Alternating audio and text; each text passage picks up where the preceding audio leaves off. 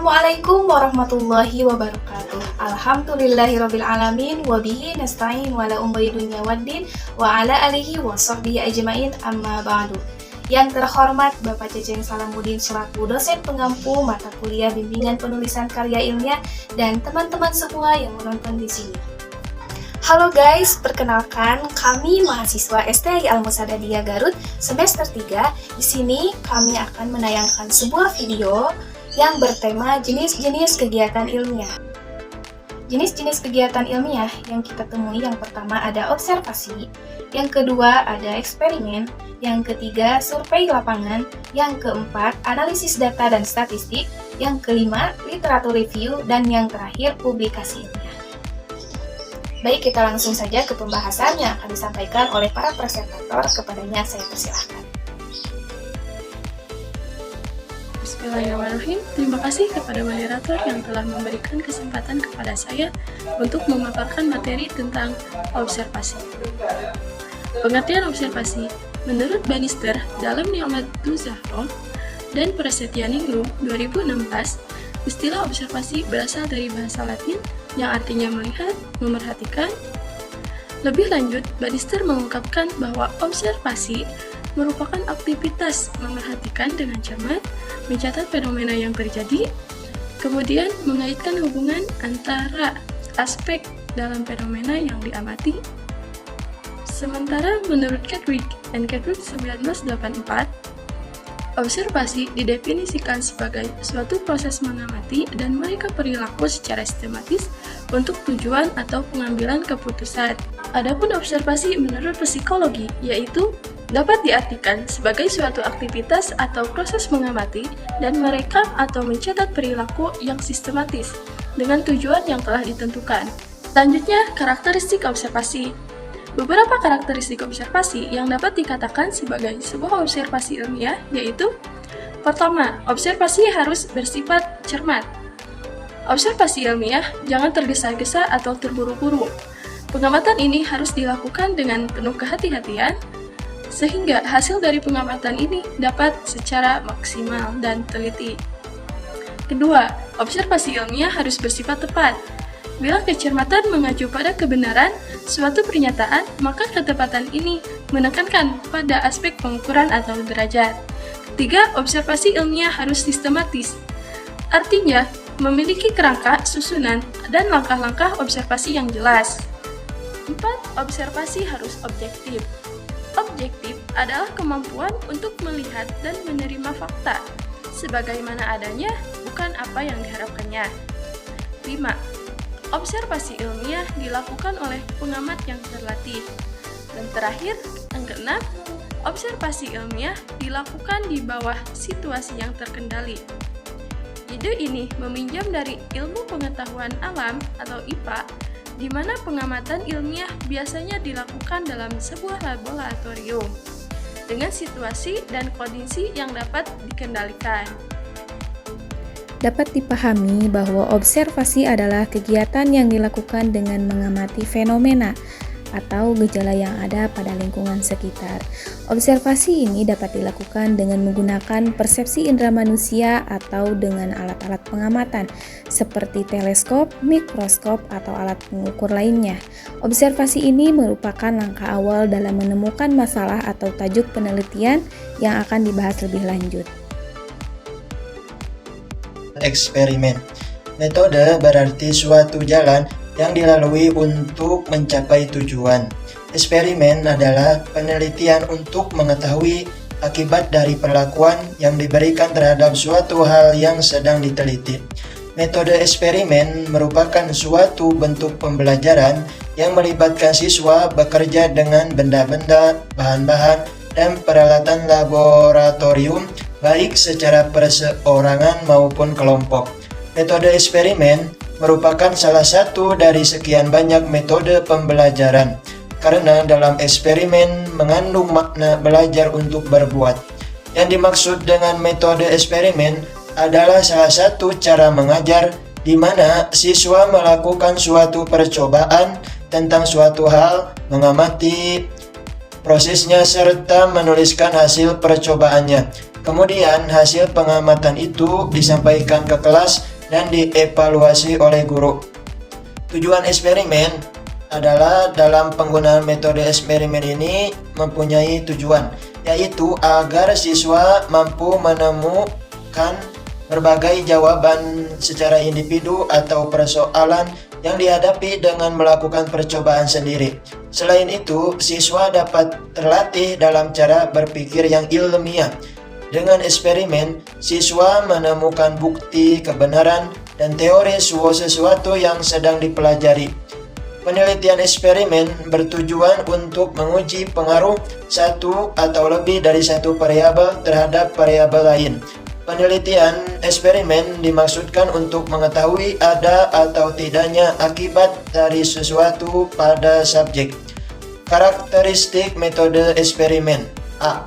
Metode untuk membelajarkan siswa dengan melakukan percobaan, pengamatan, dan penarikan kesimpulan terhadap sesuatu yang sedang diuji kebenarannya.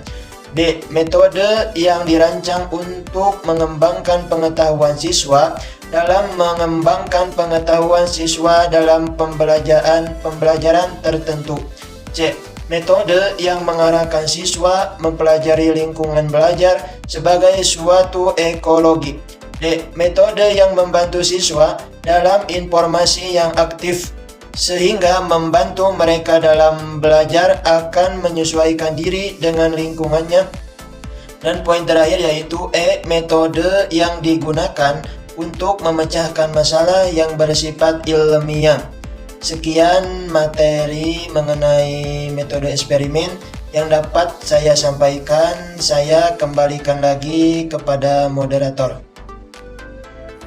Jadi, metode eksperimen ini merupakan suatu bentuk pembelajaran yang melibatkan siswa bekerja dengan benda-benda, bahan-bahan, dan peralatan laboratorium, baik secara perseorangan maupun kelompok. Penggunaan metode eksperimen ini mempunyai tujuan, yaitu agar siswa mampu menemukan berbagai jawaban secara individu atau persoalan yang dihadapi dengan melakukan percobaan sendiri.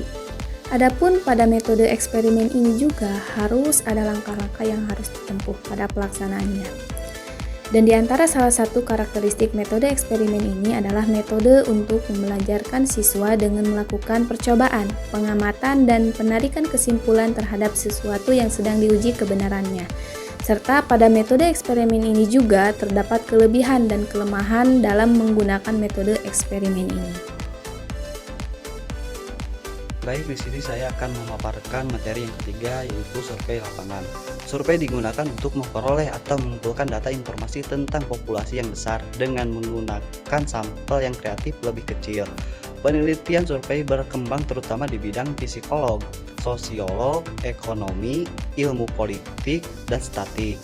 Secara etimologi, kata survei berasal dari bahasa Latin yang terdiri dari dua suku kata, sur yang berarti di atas atau melampaui, dan ve yang berarti melihat.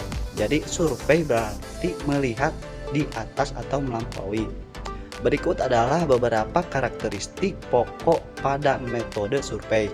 Yang pertama, data informasi dikumpulkan dari kelompok besar orang dengan tujuan mendeskripsikan sebagai aspek dan karakter seperti pengetahuan, sikap, dan kemampuan dari populasi. Yang kedua, data informasi memperoleh dari pengajuan pernyataan tertulis dan bisa juga lisan kepada populasi. Yang ketiga, data informasi diperoleh dari sampel, bukan dari seluruh populasi. Tujuan dari metode survei meliputi 1. Penjajakan atau eksploratif untuk mengumpulkan data sederhana dan memahami fenomena. Yang kedua, deskriptif untuk memberikan gambaran tentang suatu isu. Yang ketiga, penjelasan eksplanatori untuk menjelaskan hubungan antara variabel. Yang keempat, evaluasi untuk mengevaluasi program atau kebijakan. Yang kelima, prediksi untuk memprediksi perilaku atau kejadian di masa depan. Yang keenam, penelitian operasional untuk mengoptimalkan proses operasional. Yang ketujuh, pengembangan indikator sosial untuk mengukur fenomena sosial.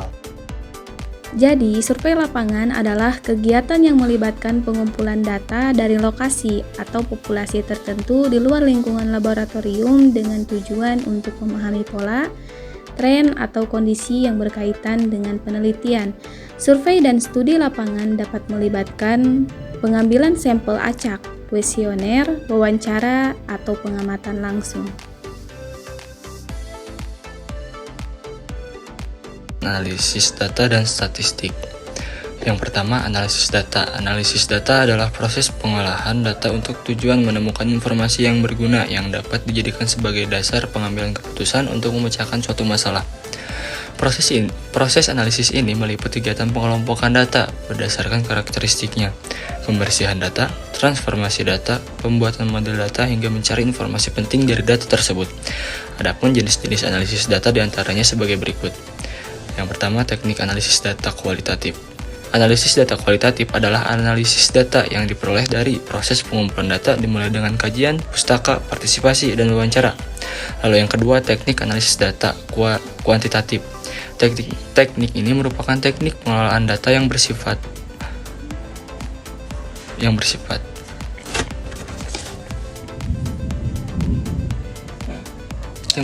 numerik dan statistik. Lalu yang kedua, pengertian statistik. Statistik adalah hasil data yang ditampilkan dalam bentuk grafik, tabel, dan lain sebagainya. Secara umum, statistik banyak digunakan dalam berbagai bidang studi seperti ekonomi bisnis, manufaktur, pemasaran, dan lainnya. Menurut Kamus Besar Bahasa Indonesia KBBI, statistik adalah angka atau catatan yang dikumpulkan, dikelompokkan dan ditabulasi sehingga didapati informasi berkaitan dengan masalah tertentu. Angka atau data yang ditampilkan dalam statistik ini diperoleh dari hasil pengumpulan data baik berupa wawancara maupun tanpa wawancara. Dihasilkan dari pengolahan yang dipelajari di statistik. Jadi statistik adalah ilmunya, sedangkan statistika adalah ilmunya, sedangkan statistik adalah datanya. Adapun tujuan dari statistik itu adalah yang satu, untuk membuat deskripsi atau juga untuk menjelaskan data mengenai populasi yang diselidiki.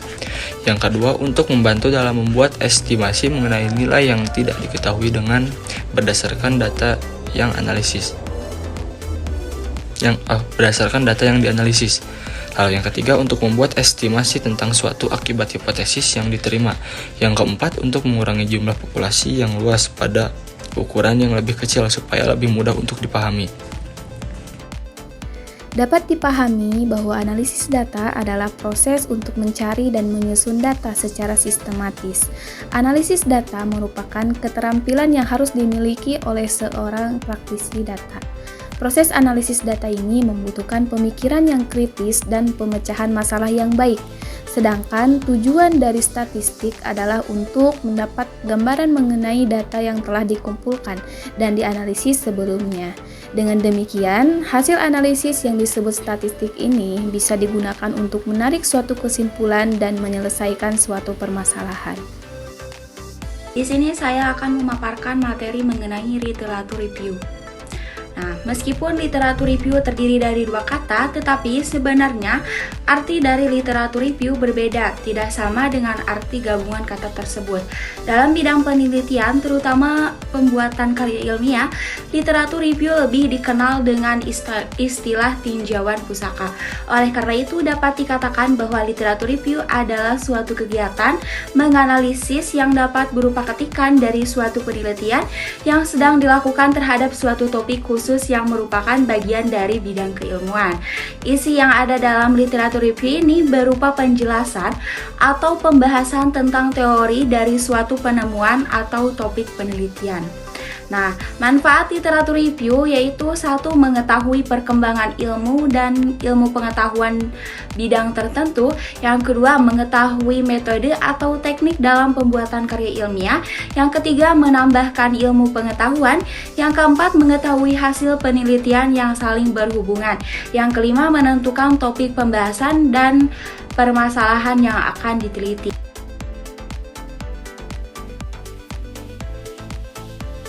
Oke, publikasi ilmiah yaitu penulisan artikel ilmiah sangat berkaitan dengan publikasi ilmiah. Publikasi karya tulis ilmiah merupakan sarana pengakuan keilmuan bagi para penulis artikel ilmiah. Khususnya di kalangan akademisi, publikasi ilmiah adalah penerbitan atau penyebarluasan dari suatu karya tulis yang memenuhi kaidah ilmu pengetahuan. Karya tulis yang dipublikasikan biasanya merupakan hasil penelitian dan harus akurat, ringkas, dan jelas. Publikasi ilmiah dilakukan berdasarkan peer review, yaitu proses penelusuran terhadap kualitas suatu karya tulis oleh pakar lain di bidang yang bersesuaian. Ciri-ciri publikasi ilmiah ini adalah objektif, netral, sistematis, dan logis. Adapun manfaat dari publikasi ilmiah adalah sebagai berikut. 1. Memperdalam pengetahuan di bidang ilmu tertentu. 2. Menambah portofolio akademis. Dan yang ketiga, memenuhi syarat kelulusan dan kenaikan pangkat. Adapun kesimpulan yang dapat diambil dari materi jenis-jenis kegiatan ilmiah adalah jenis-jenis kegiatan ilmiah menjadi dasar dalam menjelaskan proses penelitian ilmiah. Beberapa jenis kegiatan ilmiah yang meliputi 1. Observasi yang dilakukan dengan mengamati fenomena atau gejala yang ada pada lingkungan sekitar. Yang kedua, eksperimen yang melibatkan manipulasi pengendalian variabel tertentu untuk memperoleh data. Yang ketiga, survei yang dilakukan dengan mengumpulkan data dari responden dengan menggunakan kuesioner atau wawancara. Yang ketiga, studi perpustakaan yang dilakukan dengan merujuk pada berbagai sumber pustaka seperti buku, jurnal ilmiah, atau artikel-artikel yang relevan. Yang kelima, penelitian lapangan yang melibatkan pengumpulan data dan informasi langsung dari lapangan. Sekian pemaparan yang dapat kelompok 6 sampaikan, kurang dan lebihnya mohon maaf karena kebenaran datangnya dari Allah dan kesalahan datangnya dari kita. Sekian, wabillahi taufiq wal hidayah. Wassalamualaikum warahmatullahi wabarakatuh.